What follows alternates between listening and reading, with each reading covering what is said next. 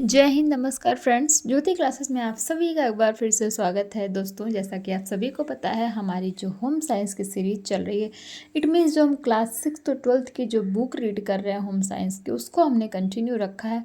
और उसमें अभी तक हमने हमारा क्लास 6 और क्लास 7 की जो बुक थी उसको कंप्लीट कर लिया है। और अभी हमने स्टार्ट किया है हमारा क्लास 8। तो क्लास 8 भी फ्रेंड्स हमारा धीरे धीरे कंप्लीट ही होने वाला है, क्योंकि वहाँ उसमें भी हमने जो है हमारा जो चैप्टर 16 था वहाँ तक कंप्लीट कर लिया। टोटल चैप्टर है हमारे 21, जिसमें से कि आज हम 17 करने वाले हैं। और 17 करने के बाद टोटल हमारे 4 चैप्टर्स और बचेंगे। तो इट मीन्स हमारा जो क्लास 8 भी है वो भी धीरे धीरे हमारा कंप्लीट होने वाला है। तो आप सभी से रिक्वेस्ट है कि अगर अभी तक आपने हमारी क्लास 6 और क्लास 7 साथ ही साथ जो हमने क्लास 8 स्टार्ट किया है, इनके वीडियोस को आपने नहीं देखा है तो प्लीज़ फ्रेंड प्लेलिस्ट में जाइए। वहाँ पे आपको सारे ही क्लासेस के जितने चैप्टर हैं और उनके जितने ही टॉपिक हैं बहुत ही अच्छे से कंप्लीट कराए गए हैं। प्लेलिस्ट में जाइए, वहाँ पे आपको सारे ही वीडियोस प्रोवाइड कराए गए हैं, जिसमें से कि हर एक टॉपिक को बहुत ही डिटेल में आपको कराया गया है, जैसे ही मैंने सीरीज़ वाइज कराया है। एज अ टीज़ आप उन टॉपिक्स को देखिए। और हाँ फ्रेंड, जब भी वीडियोस आप देखते हैं ना, तो प्लीज़ वीडियोस को कम्प्लीटली वॉच कीजिए, क्योंकि जब भी आप पूरा वीडियो नहीं देखेंगे, आधा अधूरा ही वीडियो देखेंगे अगर, तो आपको एक भी कॉन्सेप्ट क्लियर नहीं होगा। फ्रेंड, पढ़ने का मतलब ही क्या अगर आपका जो है कॉन्सेप्ट ही क्लियर ना हो। आई होप आप समझ पा रहे होंगे कि मैं क्या कह रही हूँ। और हाँ फ्रेंड्स, इसको जो सीरीज को हमने स्टार्ट किया है, इसको कराने का एक ही जो है पर्पज़ है, वो पर्पज़ ये है कि एक बार आप अपना होम साइंस से जो आपका सिलेबस है ना, उसको आप कंप्लीट कर लें। फिर होम साइंस से रिलेटेड कोई भी एग्ज़ाम कहीं पे भी होता है, आप किसी भी एग्ज़ाम को क्लियर करने के लिए अपने आप को प्रिपेयर्ड पाएँ। तो फ्रेंड्स, इसी होप के साथ और इसी सोच के साथ मैंने ये सीरीज स्टार्ट की है। तो आई होप आपको हमारी वीडियोस अच्छी लग रही होंगी। तो अगर वीडियोस अच्छी लग रही हैं फ्रेंड्स, तो प्लीज़ चैनल को सब्सक्राइब कीजिए आप हमारे अगर न्यू व्यूवर्स हैं, और बेल आइकन को प्रेस कीजिए, क्योंकि जब भी वीडियोस अपलोड होगी सबसे पहले नोटिफिकेशन आपके पास पहुंच जाएगा बहुत ही आसानी से। तो चैनल को जो है बेल आइकन को प्रेस करने का ये आपको बेनिफिट मिलने वाला है। और हाँ, इस वीडियोस को ज़्यादा से ज़्यादा अपने फ्रेंड के साथ शेयर कीजिए। वीडियोस अच्छी लग रही है तो लाइक कीजिए, वरना आप डिसलाइक कीजिए, बट अपनी राय हमें कमेंट के माध्यम से अवश्य बताइए। चलिए फ्रेंड्स, बिना टाइम वेस्ट किए शुरू करते हैं आज की क्लास। आज की क्लास में आप स्क्रीन पर देख पा रहे होंगे, हम करने वाले हैं हमारा चैप्टर 17, जिसमें हम देखेंगे हमारे कपड़ों के लिए कलफ कैसे बनाया जाता है। It means starch for clothes, इसके बारे में हम जानेंगे। इसके पहले फ्रेंड्स, हम ये टॉपिक स्टार्ट करें, एक बार हमने प्रीवियस क्लास में क्या पढ़ा है फटाफट उसका क्विक रिवीजन कर लेते हैं। बिकॉज आप सभी को पता है रिवीजन बहुत ही इंपॉर्टेंट पार्ट है हमारी स्टडी का। यू नो दैट ना, revision is the most important part of our study. क्योंकि अगर हम प्रीवियस में हमने क्या पढ़ा है उसका हम जब भी, हमारी पढ़ाई की स्ट्रेटेजी यही होनी चाहिए दोस्तों, कि जब भी आप कुछ नया पढ़ें ना, उसके पहले आपने प्रीवियस में क्या पढ़ा है, कितना पढ़ा है, एक बार फटाफट क्विक रिवीजन उसको ले लें। उससे क्या होगा कि आप दोनों ही टॉपिक को आपस में कनेक्ट कर पाएंगे, यानी कि जो आपने प्रीवियस दिन पढ़ा है, जो आप अभी पढ़ रहे हैं, दोनों ही आपके माइंड में रहेंगे और दोनों ही टॉपिक को आप बहुत ही अच्छे से जो है कनेक्ट कर पाएंगे। एक बार आप ये स्ट्रेटजी ज़रूर अपनाइए। मेरी जो हम ये चैनल पे ही नहीं, आप घर पे भी कोई भी बुक पढ़ते हैं, कुछ भी पढ़ते हैं, कैसे भी पढ़ाई करते हैं फ्रेंड्स, वहाँ पे भी जब भी आप कुछ नया सीख रहे हैं ना, उसके पहले आपने क्या सीखा है, एक बार फटाफट उसका आप जो है एक बार रिवीजन अवश्य लें। चलिए स्टार्ट करते हैं। आप बोलेंगे बातें बहुत कर रही है, पढ़ाई नहीं कर रही है, तो चलिए स्टार्ट करते हैं। धुलाई कला हमने देखा था प्रीवियस क्लास में, चैप्टर 16 था हमारा ये। और धुलाई कला में हमने देखा था धुलाई में धुलाई कला होती क्या है। फिर हमने देखा था धुलाई में काम आने वाले उपकरण के बारे में जाना था, जिसमें हमारा था बहुत सारे उपकरण थे जो कि आप स्क्रीन पर देख पा रहे होंगे। फिर हमने देखा था सूती वस्त्रों की धुलाई कैसे की जाती है, उसके बारे में हमने जाना था। फिर हमने देखा था कपड़ों पर नील लगाना, उसके बारे में भी पढ़ा था। फिर सूती वस्त्रों पर प्रेस करने के क्या लाभ होते हैं उनके बारे में हमने जाना था। कलफ लगा क्यों ज़रूरी है, फिर हमने 2-3 कलफ कैसे बनते उनके बारे में जाना था। फॉर एग्जाम्पल अरारोट का कलफ, मैदा का, चावल का, मतलब 2-4 कलफ के बारे में भी जाना था। साथ ही साथ हमने देखा था ऊनी वस्त्रों को धोने की विधि क्या है, ऊनी वस्त्रों की धुलाई कैसे की जा सकती है, ऊनी वस्त्रों को सुखाया कैसे जा सकता है, और ऊनी वस्त्रों पर प्रेस कैसे करना चाहिए, इनके बारे में हमने जाना था। फिर हमने देखा था कपड़े घर पर धोने से क्या लाभ होने, धोबी से धुलवाने के क्या नुकसान होते हैं, दाग धब्बे कैसे छुड़ाया जा सकता है, उसमें हमने कुछ दाग धब्बों के बारे में जाना था। जैसे चिकनाई युक्त धब्बे, फिर स्याही के धब्बे, रक्त के धब्बे, पसीने, चाय कॉफ़ी, रंग के धब्बे, हल्दी के धब्बे, जंग के धब्बे, प्लास्टिक लिपस्टिक या फिर पान का धब्बा। इन सारे धब्बों के बारे में हमने प्रीवियस क्लास में बहुत ही डिटेल में पढ़ा था और साथ ही साथ हमने की थी इसकी प्रश्नावली और आपको एज अ होमवर्क के रूप में हमने अति लघु उत्तरीय, लघु उत्तरीय और दीर्घ उत्तरीय क्वेश्चन दिए थे। आई होप आपने क्वेश्चन को सॉल्व किया होगा। तो चलिए फ्रेंड, फटाफट आपका एक बार रिवीजन आई होप हो गया होगा। शुरू करते हैं हमारा आज का टॉपिक जो है कि कपड़ों के लिए कलफ बनाना। हमने देखा था प्रीवियस क्लास में, अभी देखा ना कि चावल का कलफ, मैदे का कलफ, मक्के का कलफ है। तो ये सब 2-3 टाइप के कलफ के बारे में हमने जाना था और कलफ के फ़ायदे क्या होते हैं उसके बारे में जाना था। अब हमने देखते हैं कपड़ों के लिए कलफ बनाया कैसे जाता है, यानी कि स्टार्च ऑफ क्लॉथ्स कैसे करते हैं, देखते हैं। वह स्टार्च युक्त घोल जो धुले हुए कपड़ों को कड़क बनाने के लिए लगाया जाता है, यानी कि कलफ क्या होता है उसके बारे में पढ़ रहे हैं ना। तो क्या होगा, वह स्टार्च युक्त घोल जो धुले हुए कपड़ों को कड़क बनाने के लिए लगाया जाता है, क्या कहलाता है, कलफ कहलाता है। कलफ लगाने पर कपड़ा क्या हो जाता है, कड़ा हो जाता है, उसका ढीलापन दूर हो जाता है। कलफ लगे कपड़े पर प्रेस करते ही उनमें चमक आ जाती है। कलफ लगाना वह प्रक्रिया है जो कपड़े की चमक और आकर्षक में 4 चांद लगा देती है। तो आपने देखा कलफ लगाने के क्या फ़ायदे होते हैं। अब देखते हैं कलफ लगाने से लाभ क्या है। Advantages of starching the clothes.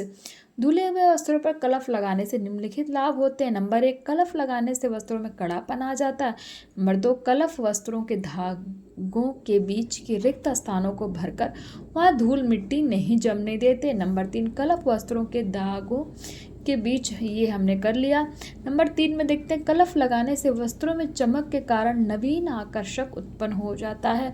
Number 4, कलफ लगाने से वस्त्रों का टिकाऊपन बढ़ जाता है, यानी कि वो और भी ज़्यादा दिनों तक चल सकते हैं अगर हम हमेशा अपने कपड़ों में कलफ लगाते हैं। तो कलफ लगे कपड़ों पर प्रेस करने से क्रीज बड़ी अच्छी बनती है, बोलते हैं ना क्रीज, तो वो बहुत अच्छी बनती है। नंबर 6, कलफ लगे वस्त्रों को प्रेस करना सुगम हो जाता है, यानी कि जिन वस्त्रों पर कलफ लगा है उनको आसानी से प्रेस किया जा सकता है। अब देखते हैं कलफ कितने प्रकार के होते हैं। टाइप्स ऑफ स्टार्च के बारे में जानते हैं। वस्त्रों पर कलफ लगाने के निम्न प्रकार के कलफ प्रयोग में लाए जाते हैं। Number 1, readymade कलफ। नंबर 2, घर पर बना कलफ। रेडीमेड कलफ देखते हैं। बाजार में बने बनाए कलफ उपलब्ध हैं। क्या लिखा है, रिवायू इसका उदाहरण है। कौन सा कलफ, रिवायू इसका उदाहरण है। इसका पानी में घोल तैयार कर कलफ के रूप में प्रयोग कर लिया जाता है। नंबर 2, घर पर बना कलफ। घर में धुले हुए कपड़ों में कलफ लगाने के लिए चावल, मैदा, अरारोट, गोंद आदि का कलफ बनाया जाता है। घर पर आवश्यकता अनुसार कलफ बनाया जा सकता है। यह कलफ अधिक प्रभावी और सस्ता होता है। विभिन्न कलफ बनाने की विधियां निम्न प्रकार हैं। मैदा या अरारोट से कलफ बनाना। मैदा या अरारोट से कलफ बनाने के लिए निम्नलिखित सामग्री की आवश्यकता होती है। मैदा या अरारोट 1 बड़ा चम्मच, सुहागा 2 चम्मच, 1/2 चम्मच, यानी कि मैदा कितना चाहिए, 1 बड़ा चम्मच, सुहागा 2 चम्मच और 1/2 चम्मच। मोम फिर 1/4 चम्मच 4, फिर जल आवश्यकता अनुसार, यानी कि आपने देखा नंबर 1 में क्या है, मैदा या अरारोट कितना चाहिए, 1 बड़ा चम्मच। नंबर 2 में क्या देखा, सुहागा कितना चाहिए, 1.5 स्पून, यानी कि चम्मच आप बोल सकते हैं, स्पून। नंबर 3 में आपने देखा मोम कितना चाहिए, 1/4 स्पून। नंबर 4 में आपने देखा जल कितना चाहिए, आवश्यकता अनुसार, यानी कि जितनी ज़रूरत हो। आई होप आपको ये समझ में आ गया होगा। कलफ बनाने की विधि। मैदा या अरारोट का कलफ बनाने के लिए मोम तथा सुहागे को पीसकर मैदा या अरारोट के साथ जल में घोलकर गाढ़ा घोल बना लेते हैं।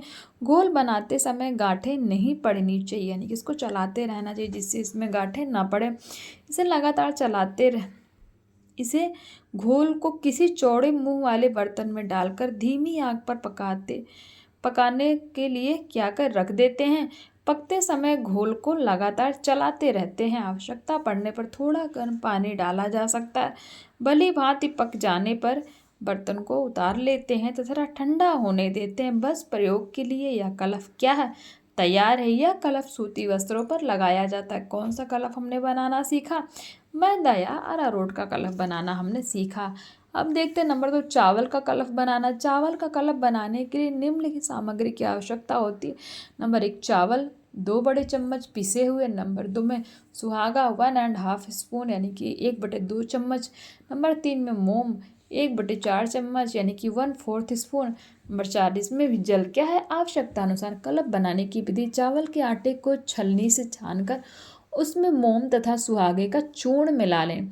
इस मिश्रण को पानी में घोलकर गाढ़ा घोल तैयार कर लें। इस घोल को चौड़े मुंह के बर्तन में डालकर धीमी आंच पर पकने के लिए रख दें। घोल को लगातार चलाते रहें। घोल के ठीक तरह से पक जाने पर बर्तन जो यानी कि जिसमें आप घोल बना रहे हैं उस बर्तन को नीचे उतार कर ठंडा होने दें। ठंडा होने पर यह कलफ प्रयोग के लिए तैयार है। चावल से बना यह कलफ सूती वस्त्रों पर प्रयोग किया जाता है। चावल पकाने से बचे मांड का प्रयोग भी कलफ लगाने में किया जा सकता है। यानी कि चावल जब पकाया जाता है ना, उसमें मांड जो निकलता है उसका प्रयोग भी कलफ लगाने में किया जा सकता है। अब नंबर 3 में देखते हैं गोंद का कलफ बनाना। गोंद से भी कलफ बनाया जा सकता है। गोंद के कलफ बनाने के लिए निम्नलिखित सामग्री की आवश्यकता होती है। नंबर 1, गोंद कितना चाहिए, 1 बड़ा चम्मच पिसा हुआ। नंबर 2, जल 1/2 लीटर, 1/2 लीटर। अब कलफ बनाने की विधि क्या है, पिसे हुए गोंद को पानी में भली प्रकार घोलकर उसका घोल बना लें। घोल बन जाने पर उसमें आधा लीटर गर्म पानी ठीक से मिलाकर पतला घोल बना लें। इस घोल को चौड़े मुंह के बर्तन में डालकर धीमी आंच पर पकाएं। पकाते समय घोल को लगातार धीरे धीरे चलाते रहें। पानी कम रह जाने पर थोड़ा गर्म पानी और डाल दें। अच्छी तरह पक जाने पर बर्तन उतार कर ठंडा होने दें। ठंडा हो जाने पर कलफ प्रयोग के लिए तैयार हो जाता है। गोंद का कलफ रेशमी वस्त्रों पर ही लगाया जाता है। इस कलफ से रेशमी वस्त्रों की चमक और कड़क क्या हो जाती है, बढ़ जाती है। तो बहुत ही छोटा चैप्टर था फ्रेंड्स, ये हमारा चैप्टर 17 कंप्लीट हुआ। देखते हैं इसका स्मरणीय तथ्य। कलफ लगाने पर कपड़ा कड़ा हो जाता है, उसका ढीलापन दूर हो जाता है। फिर नंबर 2 है, यानी कि ध्यान रखने योग्य बातें कौन सी है। नंबर 2 में कलफ लगाना वह प्रक्रिया है जो कि चमक और आकर्षक में 4 चांद लगा देती है। तो आपने इसका स्मरणीय तथ्य देख लिया। साथ ही साथ फटाफट इसकी प्रश्नावली देखते हैं, जिसमें है पहला बहुविकल्पीय सही गलत। कलफ बनाते हैं मैदा से, अरारोट से, उपरोक्त दोनों से। तो इनमें से कोई नहीं। तो फ्रेंड्स आंसर क्या होगा हमारा, उपरोक्त दोनों से, यानी कि मैदा और अरारोट दोनों से बनाते हैं। हमने ऊपर ही सीखा अभी। रेडीमेड कलफ मिलता है बाजार में, घर में, उपरोक्त दोनों। तो बहुत ही ईजी है, कहाँ मिलता है, बाजार में मिलता है। रिक्त स्थानों की पूर्ति कीजिए। कलफ लगाने से क्या होता है, वस्त्रों में कड़ापन आता है। कलफ लगे कपड़े में क्या होती है, चमक आ जाती है। नंबर 3, कलफ लगने से कपड़ा क्या टिकाऊ बना रहता है। नंबर 4, चावल का कलफ बनाने के लिए पिसे चावल की आवश्यकता होती है। तो ये जो था फ्रेंड्स हमारा स्मरणीय तथ्य, और ये हमारी प्रश्नावली, ये भी हमारी क्या होती है, कंप्लीट होती है। बहुत ही छोटा चैप्टर था। और ये है हमारा क्या, हाँ इसमें एक चीज़ और रह गया जो हमने ध्यान नहीं दिया, सही गलत फटाफट कर लेते हैं। तो सही गलत में है, सभी सूती वस्त्र तथा रेशमी वस्त्रों पर कलफ लगाया जाता है। तो ये स्टेटमेंट हमारा क्या है, रॉन्ग है कि सभी सूती वस्त्र और रेशमी वस्त्रों पर कलफ नहीं लगाया जाता। कपड़ों पर प्रेस करने के बाद कलफ लगाना चाहिए। तो ये स्टेटमेंट भी हमारा रॉन्ग हो जाएगा। प्रेस करने के पहले कलफ लगाया जाता है, तभी तो अच्छे से प्रेस होता है ना। कलफ लगाने पर कपड़ों में ढीलापन आ जाता है। तो ये स्टेटमेंट भी हमारा क्या है, कपड़ों में ढीलापन नहीं आता, यानी कि कपड़े टाइट हो जाते हैं। गोंद का कलफ रेशमी वस्त्रों पर लगाया जाता है। तो ये स्टेटमेंट हमारा ट्रू हो जाएगा। कलफ लगाने से वस्त्रों का टिकाऊपन बढ़ जाता है, यानी कि वो और ज़्यादा दिनों तक चलते हैं। तो ये स्टेटमेंट भी हमारा ट्रू हो जाएगा। तो ये था फ्रेंड्स हमारा चैप्टर 17, अब भी फाइनली ख़त्म होता है। तो ये देखिए अति लघु उत्तरीय, लघु उत्तरीय और दीर्घ उत्तरीय प्रश्न है। प्लीज़ आप इनका स्क्रीनशॉट हमेशा की तरह ले लीजिए और इनको सॉल्व करके अपनी राय हमें कमेंट में अवश्य बताइए कि आपसे क्वेश्चन सॉल्व हो रहा है कि नहीं हो रहा है। और फ्रेंड्स साथ ही जो है आप चाहें तो इसका ये जो हमारा उत्तर माला यानी कि आंसर किया ना, इसका स्क्रीनशॉट ले लें। बट मैंने शुरू में देखा तो ठीक था, फिर बाद में इसमें ना कई सारे आंसर रॉन्ग दिखाने लगे, क्योंकि कई बार मिसप्रिंट हो जाता है ना। तो प्लीज़ आप इनके उत्तर पर ध्यान मत दिया करिए। जो मैं यहाँ पे कराती हूँ वहाँ पे आप उसको पढ़ा करिए। ज़रूरी नहीं है इसमें सब रॉन्ग हो, लेकिन कई सारे आंसर ऐसे होते हैं ना वो रॉन्ग दे दिए जाते हैं, जो कि फिर थोड़ा सा भी वो नहीं होगा ना तो समझ में नहीं आएंगी चीज़ें, तो इसीलिए इसकी स्क्रीनशॉट मत लीजिए आप। जो मैंने क्वेश्चन करा दिया है आप उसी को कंटिन्यू रखिए। तो आई होप आज की क्लास आपको अच्छी लगी हो। तो फ्रेंड्स, क्लास अगर अच्छी लगी हो तो प्लीज़ जो है चैनल को सब्सक्राइब कीजिए, बेल आइकन प्रेस कीजिए और अपनी राय हमें कमेंट के माध्यम से अवश्य बताइए। और हाँ, इस वीडियोस को ज़्यादा से ज़्यादा अपने दोस्तों के साथ शेयर कीजिए, जिससे कि उनकी भी पढ़ाई क्या हो, उनकी भी पढ़ाई कंटिन्यू हो सके और उसमें कोई बाधा ना आ सके। बिकॉज आप सभी को पता है हेल्प करना बहुत ही अच्छी बात है, क्योंकि हम दूसरों की हेल्प करते हैं तो ईश्वर हमारी हेल्प करता है। इसी सोच के साथ मिलते हैं नेक्स्ट वीडियो में। तब तक के लिए जय हिंद, नमस्कार। हंसते रहिए, मुस्कुराते रहिए, एक दूसरे की हेल्प करते रहिए।